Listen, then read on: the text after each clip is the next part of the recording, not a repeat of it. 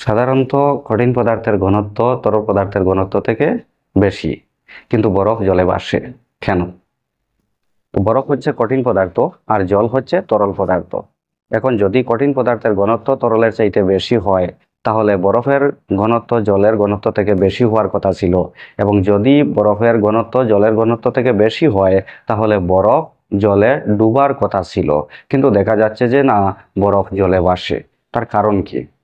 তো এখানে বরফ যে অণুগুলোর দ্বারা গঠিত হয়, সেই অণুর কণাগুলোর মধ্যবর্তী অনেকগুলো ফাঁকা জায়গা থাকে, অনেকগুলো খালি স্থান থাকে।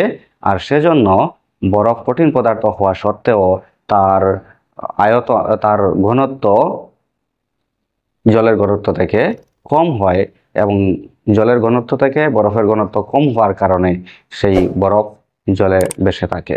তো আনসার আমরা লিখবো, যদি প্রশ্ন থাকে যে সাধারণত কঠিন পদার্থের ঘনত্ব তরল পদার্থের ঘনত্ব থেকে বেশি, কিন্তু বরফ জলে ভাসে কেন, আমরা আনসার লিখবো যে বরফ কঠিন পদার্থ হলেও তার ঘনত্ব তরল পদার্থের ঘনত্ব থেকে কম, কারণ বরফের অণু গঠনকারী কণাগুলোর মধ্যবর্তী অনেক শূন্যস্থান আছে এবং এর ফলে বরফ জলে ভাসে।